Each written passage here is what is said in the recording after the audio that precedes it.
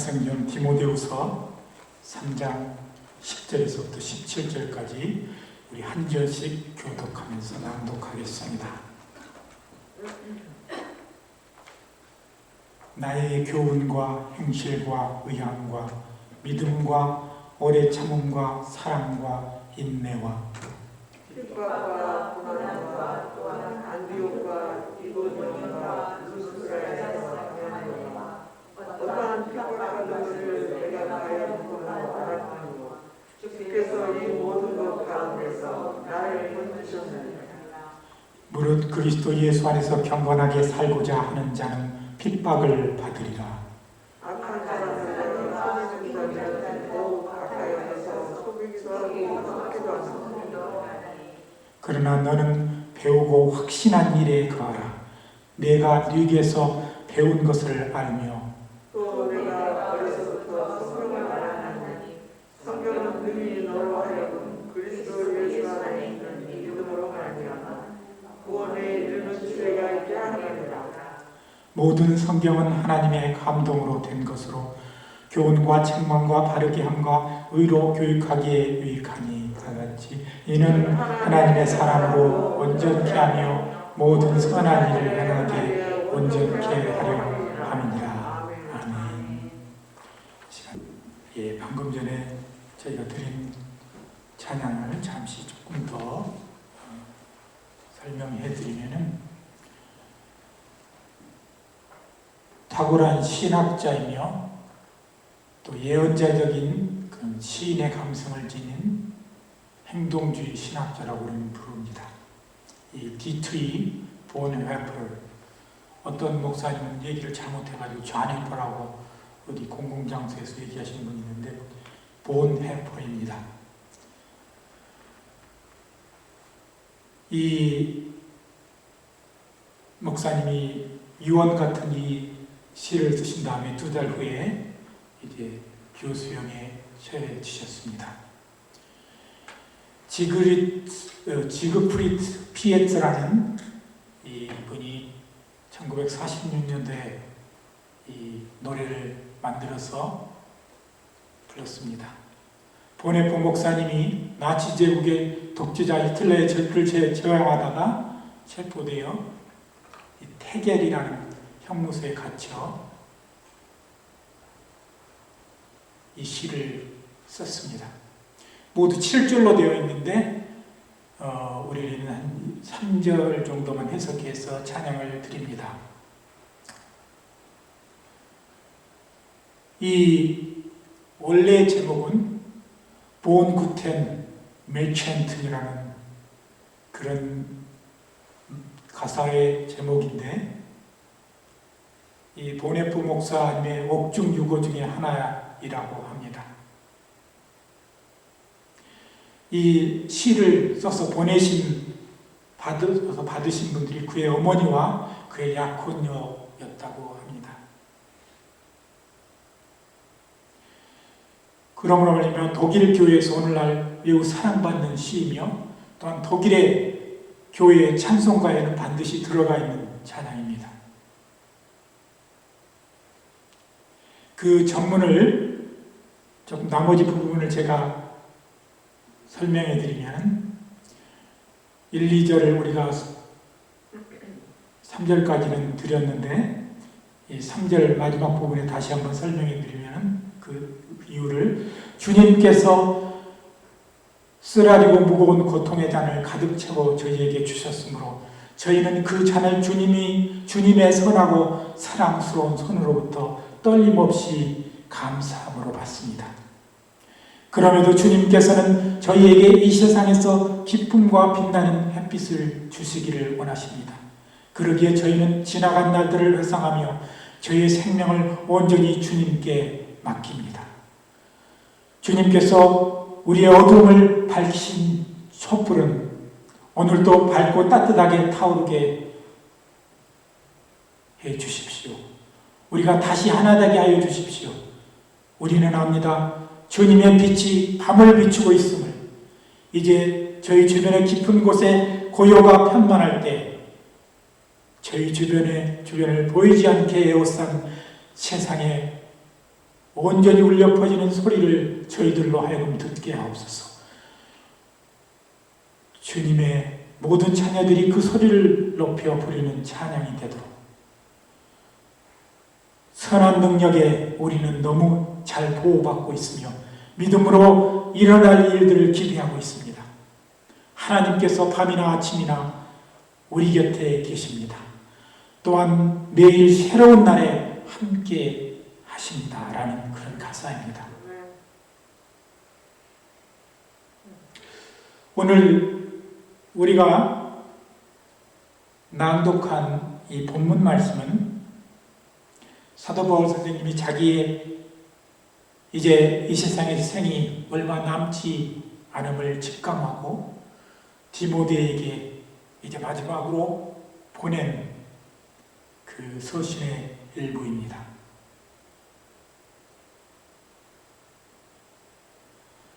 이 3장 소대에는 19가지의 타락한 신자의 제목록이 나옵니다. 로마서 1장 등 여러 가지 마가복음이나 보면은 이 죄악의 종류가 많이 나오는데 대개 그것들은 하나님을 알지 못하는 사람의 제목이지만 오늘 본문에 나와 있는 3장 초단반에 나와 있는 19가지의 제목은 타락한 신자의 제목록입니다. 그것은 스스로 자기가 지는 죄, 사람에게 지는 죄, 하나님에게 대한 죄로 분류되어 있습니다. 그리고 오늘 우리가 낭독한 이 본문은 앞서의 죄와 대조적으로 참 선한 주의 일꾼이 행할 바를 가르쳐주고 있습니다. 성경에 보면은 이 선하다는 말이 보통 한 220여에 나오는데 구약에는 토브라는 말로 나옵니다. 그리고 신약에는 아가토스 또는 칼로스란 말로 헬라어로 나오는 것입니다. 사실 영어에는 이 선하다 이 말을 하나로 통일하고 있습니다. 바로 우리가 잘 아는 굿 사마리탄 이렇게 God is so good 이렇게 표현하는데 이거는 하나님의 선하심을 나타내신 말이시고 또한 선한 사마리아 사람을 말하는 것입니다. 오늘 우리는 이 본문을 통해서 우리가 하나님께로부터 나온 어떠한 선한 힘을 가져야 하는지 우리는 생각해 보고자 하는 것입니다. 첫 번째, 선한 능력을 가진 성도는 마음의 선한 것으로 채워야 합니다.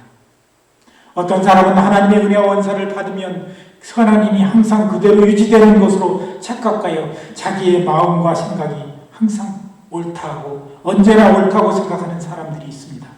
아무리 선한 사람이라도 선과 악의 모습이 시시각각 나옴을 압니다. 우리의 마음을 주님이 주시는 손으로 채워나가지 않으면 우리는 금방 악이 우리 마음 속에 자리 잡기 시작하는 것입니다. 우리는 교회는 거룩하고 교회당하는 신성한 곳이라 늘 얘기합니다. 그러나 교회당 안에도 우리가 선한 마음을 갖지 아니하면 우리는 사탄의 역사에 넘어질 수밖에 없는 것입니다. 비록 그 장소가 여기 말씀을 선포하는 강단이라 할지라도 그 마음이 하나님이 주신 선한 곳으로 채워지지 아니하면 때로는 사탄의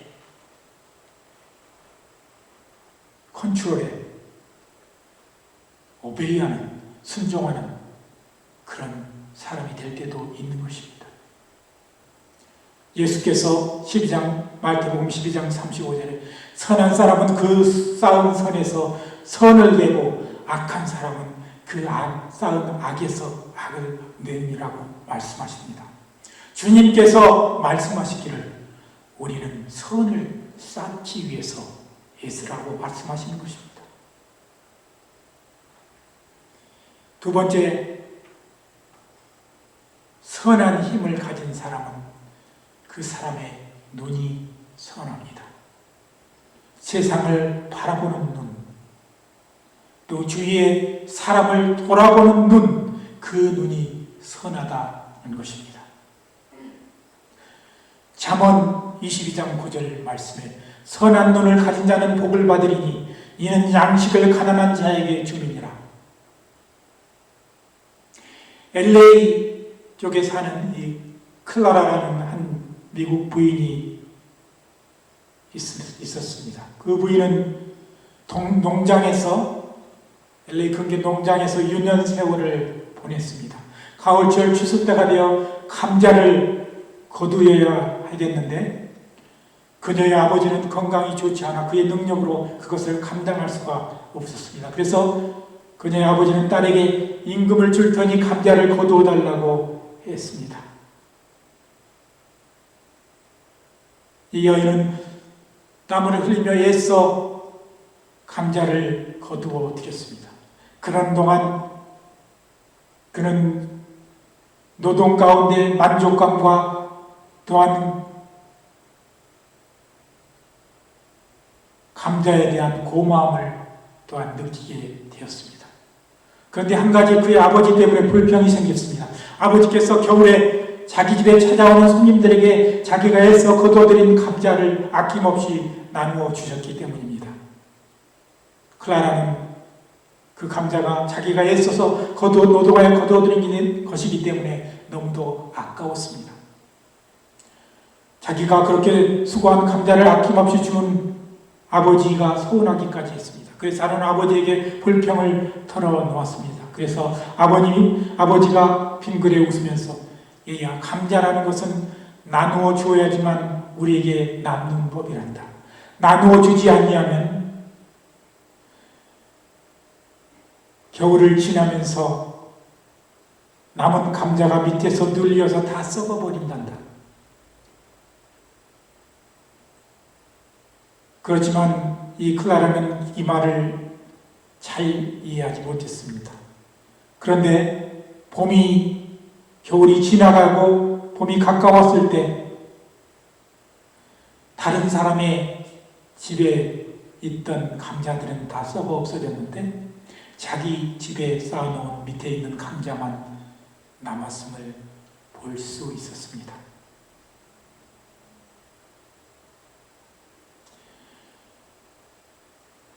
다른 사람에게 나누어 주어 서로가 정답게 나누어 먹었고 또 자기네 집에도 썩은 것이 거의 없었음을 보게 됨으로 말미암아 그는 새로운 법칙을 배웠습니다. 바로 하나님의 법칙이 이런 것입니다. 하나님은 우리가 나누어 줄 때 더 좋은 것을 주시는 것입니다. 잠언 19장 17절에 또 보면은 가난한 자를 불쌍히 여기는 것은 여호와께 꼬이는 것이니 그 선행을 갚아 주시리라고 말씀하십니다. 하나님은 후하시고 부하시며 모든 능력이 있으실 것입니다. 이런 분이 갚아주시면 얼마나 우리에게 커다란 능력이 되겠습니까? 선한 눈은 남의 필요를 알아채고 도와주려는 마음을 가진 눈인 것입니다. 자기가 먹을 양식을 지금의 양식이 떨어진 사람을 보고서 나누어 주는 그런 마음이 우리에게 필요한 것입니다. 아마 성경에는 바로 이러한 법칙을 얘기하고 있습니다. 이런 눈을 가진 사람은 복을 받는다는 법칙입니다. 우리 기독교의 법칙은 세상의 법칙과는 때로 반대가 될 때가 많은 것입니다. 다른 사람의 필요를 알아차리고도 선하게 반응하지 아니하면 우리는 신앙이라 할 수 없는 것입니다. 믿음으로 반응하고 선하게 반응하고 순종으로 반응하는 자가 복이 있는 것입니다.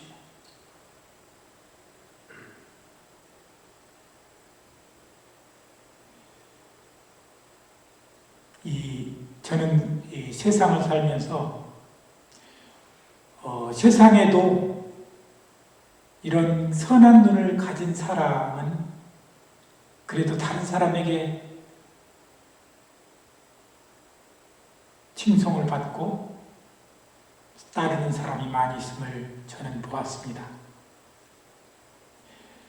제가 언젠가 설교 때 얘기했는데 저의 인생에 있어서 가장 귀중한 시기가 소년기부터 청년기 시기인데 그 소년기에 저에게 영향을 준 학교의 은사님이 한 분 계십니다. 그분은 김순홍 선생님이라는 분인데 제가 고등학교 때 어렵게 일을 하면서 학교를 다녔었는데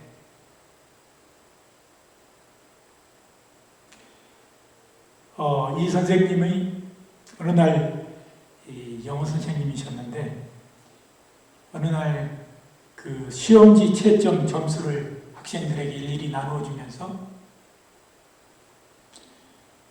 제 시험지를 제가 딱 받아오려는 순간 시험지를 주시면서 하시는 말씀이 졸기는 많이 하는데 그래도 점수는 잘 나왔네.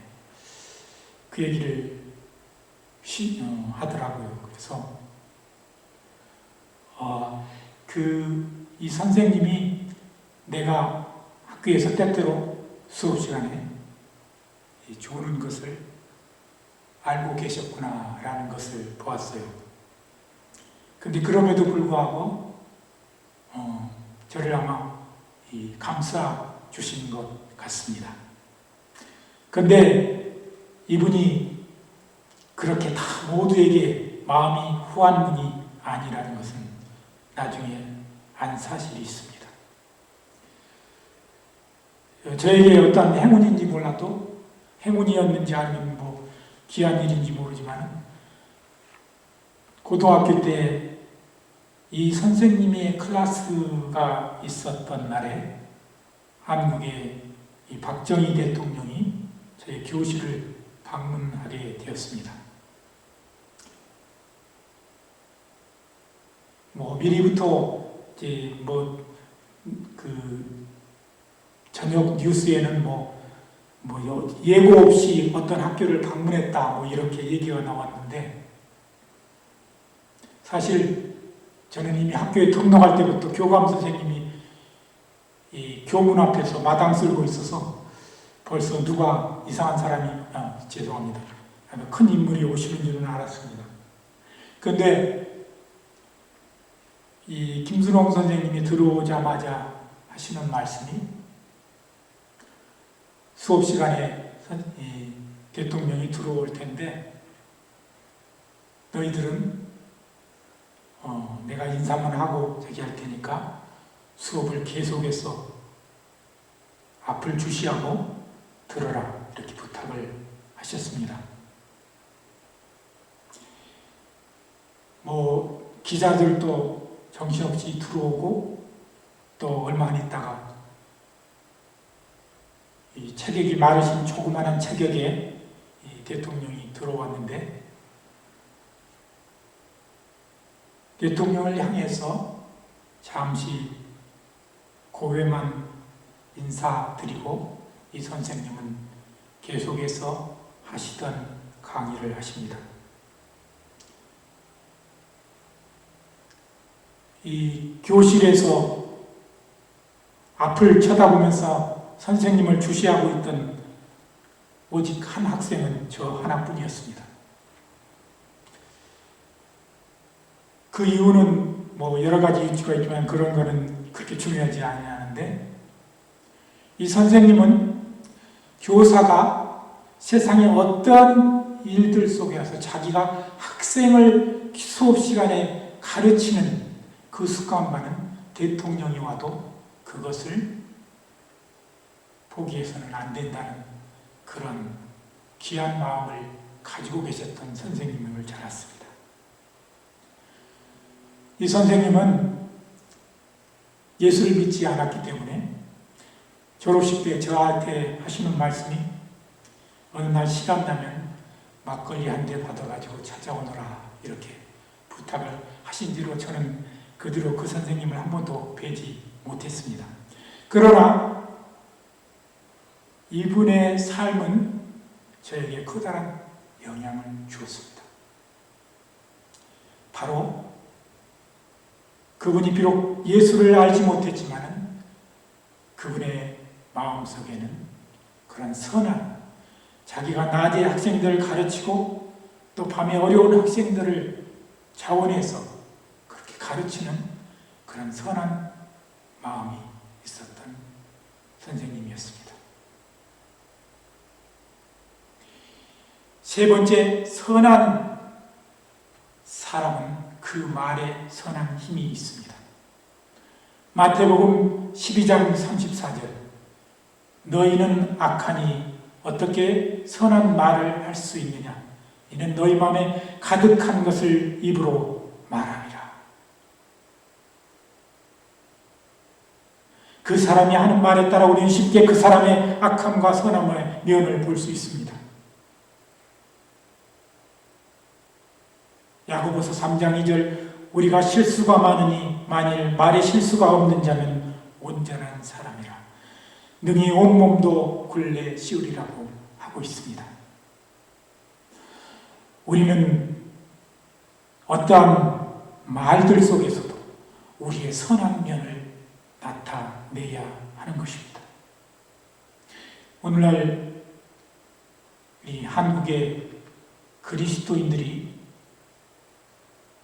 대외적으로 특히 이 사역자들도 오히려 그 공공장소에서 말하는 말까지도 아주 거칠은 말을 하는 사역자가 많음을 보게 됩니다. 그래서 저도 때때로는 이 80년대 이후에 목회자들의 말투가 조금은 변해야 된다고 그렇게 늘 생각해 왔습니다.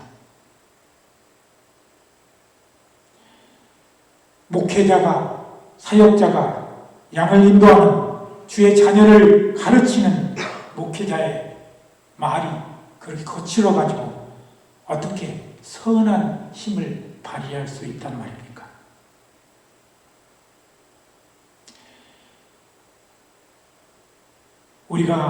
우리 예수님의 모습을 보면서 우리는 늘 진정한 선이 무엇인지를 압니다. 아마도 그래서 많은 사람들이 예수님의 공생애 때 선한 선생이여라고 불렀는지 모릅니다. 오늘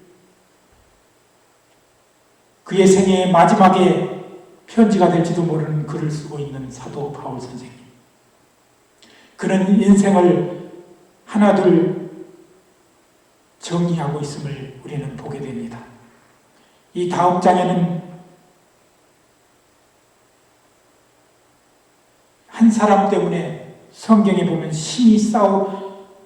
바울이 심히 다투고 싸웠다는 내용이 사도행전 13장 이하에 나오는데, 죄송합니다. 14장인 것 같습니다.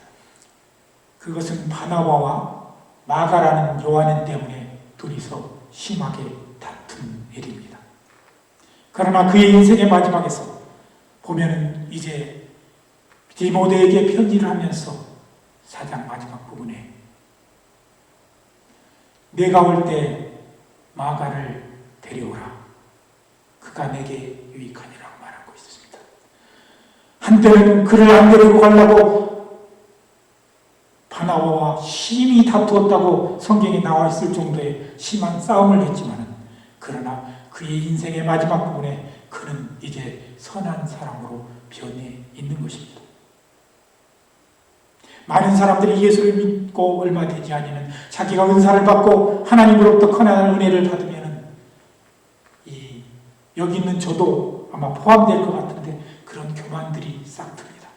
그러나 우리가 신앙의 연조가 깊어가고 우리의 신앙 속에 참된 선이 무엇인지를 깨닫게 될 때, 주님으로부터 오는 참된 선이 무엇인지를 깨달을 때는 우리는 비로소 주님으로부터 오는 선한 마음과 선한 말과 선한 행실을 갖게 되는 것입니다. 이 사순절 기간 동안 우리가 돌아보아야 할 것은 우리가 얼마나 선한 길을 가고 있고 얼마나 선한 마음을 가지고 있고 얼마나 선한 눈을 가지고 주위를 돌아보는가. 우리가 그 행동으로 다 표출할 수는 없습니다. 그러나 우리가 눈을 떠서 바라보는 세상은 선한 눈으로 아름다운 주님이 주신 마음으로 우리가 바라봐야 된다는 사실을 우리는 깨달아야 합니다. 오늘도 우리 믿음의 교회 성도들이 선한 선생님이신 그리스도의 제자이며 아니 그리스도의 친구인 우리가 주님의 그 선하심을 본받아 오늘도 선한 마음을 갖고 선한 말을 하며 선한 삶 가운데 사는 성도들이 되시기를 예수 그리스도의 이름으로 간절히 기도드립니다. 함께 기도드리겠습니다. 하나님 은혜 감사합니다. 너희는 이 세대를 본받지 말고 오직 변화를 받아 하나님의 선하시고 기뻐하시고 온전하신 뜻이 무엇인지 분별하도록 하라 말씀하신 주여, 오늘도 이 시대에 하나님의 그 선하심과 그 인자하심을 우리 삶 가운데